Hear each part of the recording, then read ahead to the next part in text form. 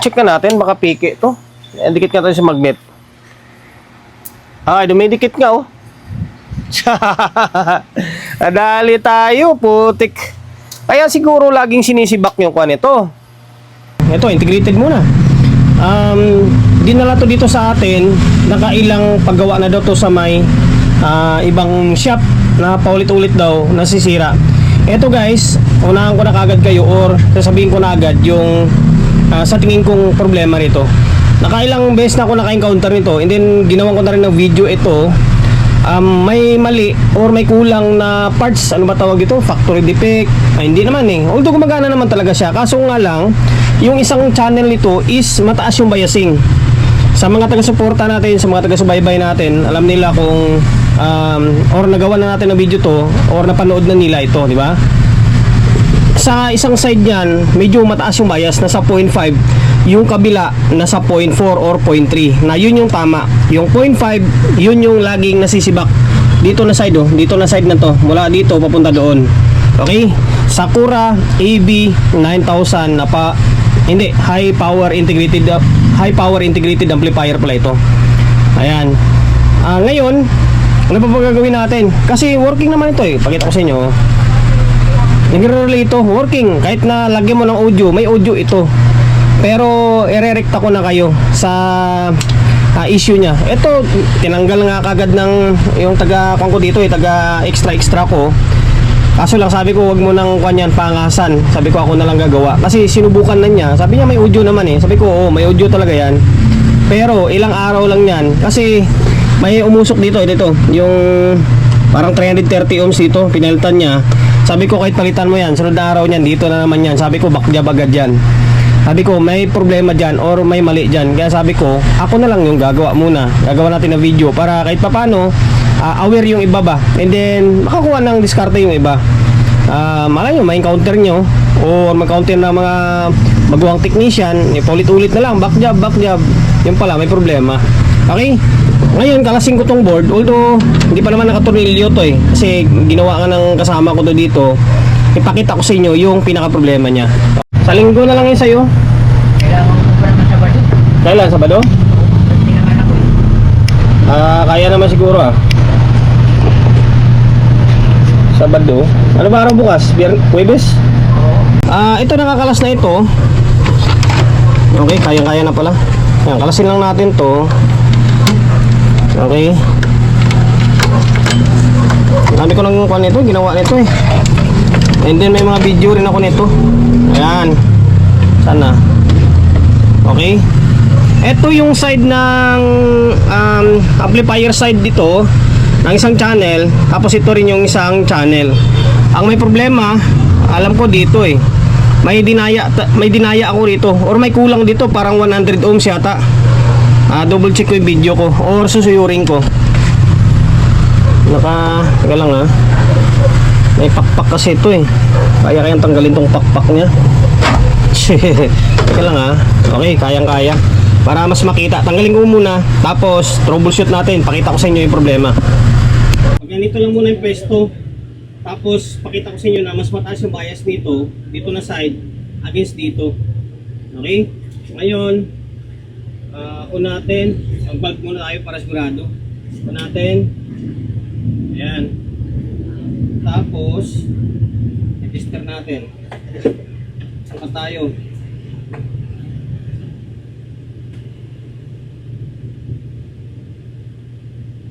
Tapos dito, pansinin nyo to ito.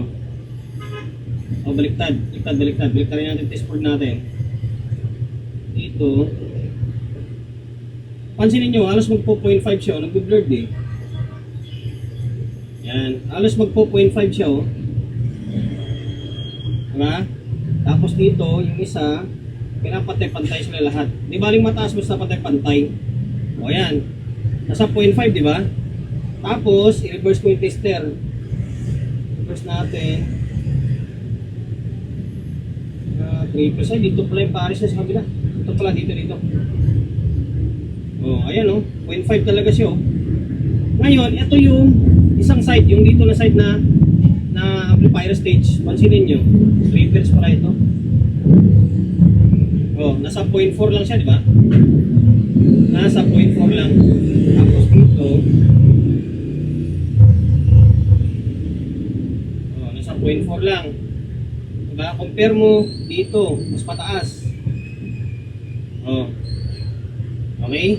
Ngayon, kakabitan ko ng kwan. Kakabitan ko muna ng magic. Tapos, ipakita ko sa inyo magiging kinaibahan niya. Okay? Ito, day 2 or pangalawang araw ng paggagawa natin dito. Inabot tayo ng gabi kagabi. Kaya dinala natin sa bahay. Napansin ko guys, ito pala, ito yung mga unang version pa ng Sakura AB9000. Yung mga previous natin na meron tayong ni-revise doon, may butas dito yun eh. Parang may butas na sa board na makita mo yung resistor na 330 ohms. Ayan, ito wala. Tama ito, walang mali dito sa may sa diagram. Parehas naman lahat. Dinouble check ko kagabi sa bahay. Okay, pasensya, hindi ko na nagawa ng video kagabi sa bahay. Pero na double check ko, wala akong nakitang mali. Unlike dun sa isa na yung bagong version nila, yun may mali talaga doon. Dito wala. Ang pinagkaiba lang nila kaya tumaas yung bias dito sa may bias transistor. Ito, tsaka ito. Ang ginawa ko, pinagpalit ko sila kasi nagduda na ako, sabi ko wala naman ako makitang problema. Ito, pinagpalit ko yung D669. Yan. Yung D669 na yan na pure silicone, ito pure silicone yan eh. Hindi na kailangan ng sapin. Kuwan lang siya, yung puro silicone ba.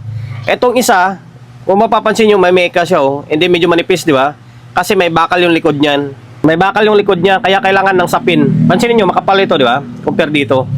Yung itong D669 na to, dito kahapon yan. Yung ito, andito sa kabila. Okay? Take note ha, yung itong bakal na to, dito kahapon yan. Tapos yung ito, dito. Pinagpalit ko lang siya para malaman ko kung magbago yung bias niya. Na tama nga, nagbago. Kapag tataka naman, kahapon, dito mataas yung bias dito kahapon, di ba? Dito, mababa. Hindi siya pantay. Ngayon, ito nangyari oh. Pansinin nyo. Babaliktad. Okay, on natin. D669 yan eh. Bias transistor. Ngayon, ito. Oh, pansinin nyo. Mataas dito. Oh, dito naman yung tumaas, di ba? Dito yung tumaas. Dito sa may kabila, mababa naman to. Ito yung mababa. Oh. Nasa 0.4. Itong kabila, tumaas. Bakit ganun, no? Magkaiba yung kanila. Magkaiba, oh. Ito mataas to, nasa 0.5 na siya, oh. Ito, nasa 0.4 lang ito.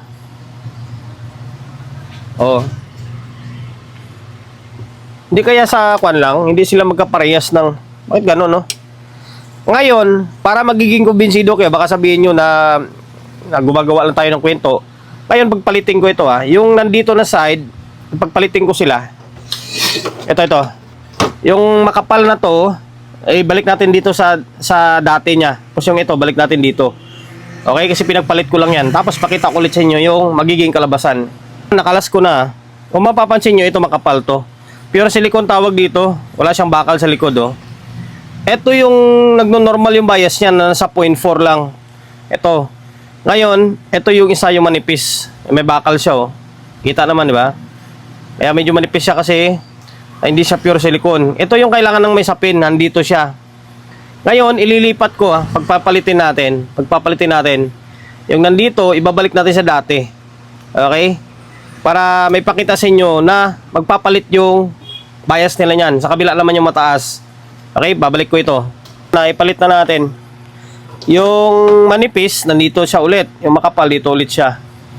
Ngayon, babalik siya normal yan. Dito naman yung bababa niya. Dito naman sa kabila yung tataas. Okay, on natin. Hindi mag-rally yan kasi yung supply lang na mataas yung nakasalpak eh. Okay, dito. Pabaliktad.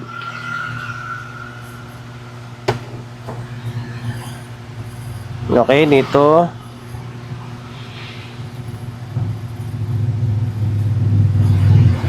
Pansinin nyo, oh. Ito naman mababa, oh. Ba, nasa 0.4 lang yan. Tapos, dito naman yung tumaas, oh. Pansinin nyo. Oh, di ba? Tumaas siya, oh. Di ba? Tumaas, oh. Nakapagtataka naman. Di ba? Meaning, okay to, okay din yung board eh. Nasilip ko, pinag-aaralan ko kagabi. Halos mga nasa 3 hours ako na sinuyod ko talaga kung ano yung pinagkamali nila eh. Kaya naisip ko, sabi ko, duda ako talaga eh. Bakit ganun? Buo naman to dito eh. Wala naman mali.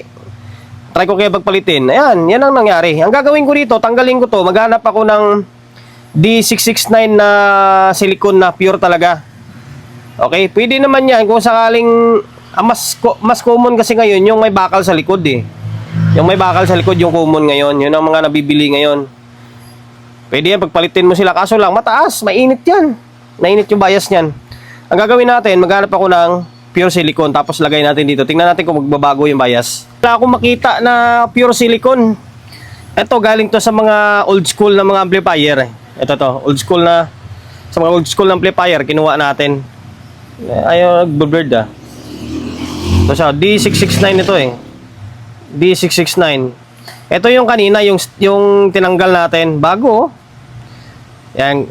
Kung mapapansin nyo, dinugtong ko, di ba? Kasi itong luma or yung bunot natin ay maiksi yung pa. Ngayon, isasakripisyon natin itong isa na to. Putulin natin to. Ito yung gagamitin natin, yung luma na to. Kaya dinugtong ko yung paa niya. Okay, tingnan natin kung magbabago yung bias niya. Kung magbabago yung bias niyan, magiging katulad nito sa may pure silicone. Ibig sabihin, ito may problema. Pataas yung bias nito. Ibig sabihin, okay, putulin ko to, tapos salpak natin. Tingnan natin kung ano magiging kalabasan nito. Kapag ganun pa rin, maghanap na talaga ako. Siguro, kalkalin ko yung mga board ko dyan. Hanap tayo ng pure silicone. Nailagay ko na siya. Ito, pinutol ko na. Sana ba yun? Ito, pinutol natin to. Ito yung bago. Pinalitan siguro nila ito eh. Ngayon, yan yung, pakita ko sa inyo. Baka may sabihin nyo eh. Ayun, tingnan nyo. Oh, paa niya luma oh. May dugtong, di ba? Okay? Ngayon, check natin yung bias niya. Tingnan natin kung ano magiging kalabasan. Kapag mataas pa rin yan, ay palitan natin. Okay? Ngayon, on natin. Ayan, ito na side yung pinalitan natin. Tingnan natin kung mataas pa rin, mababa pa rin.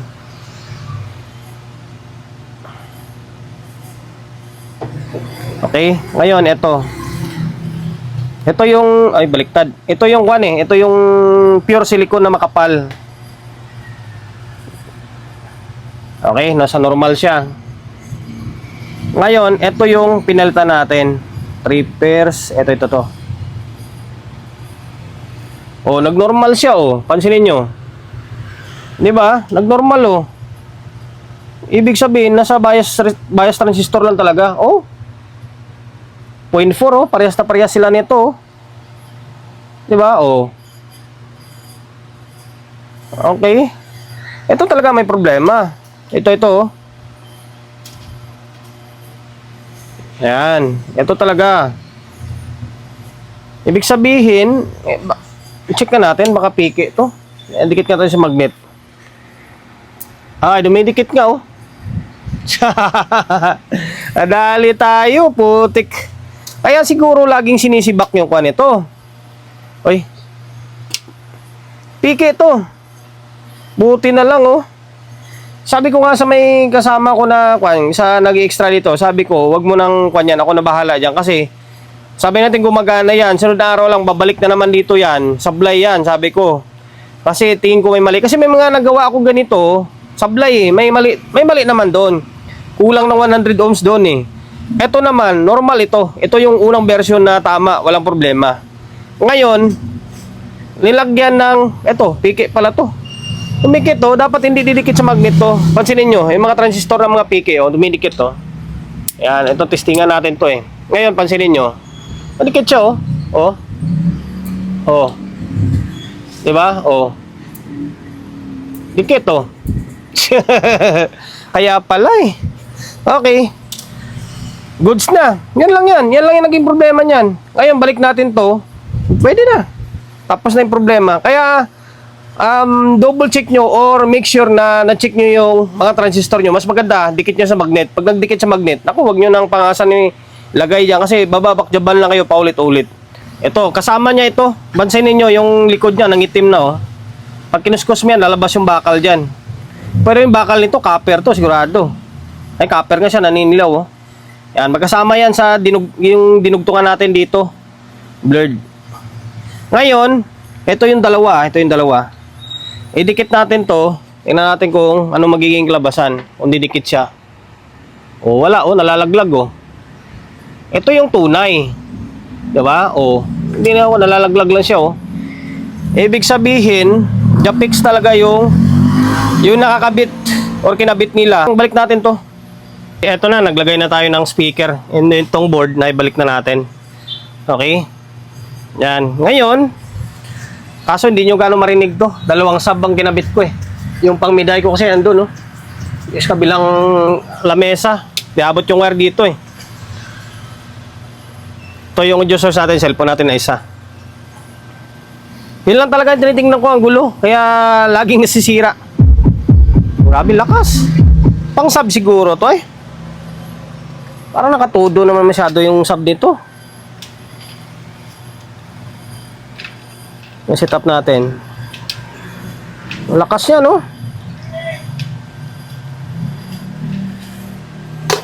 Okay. Yun.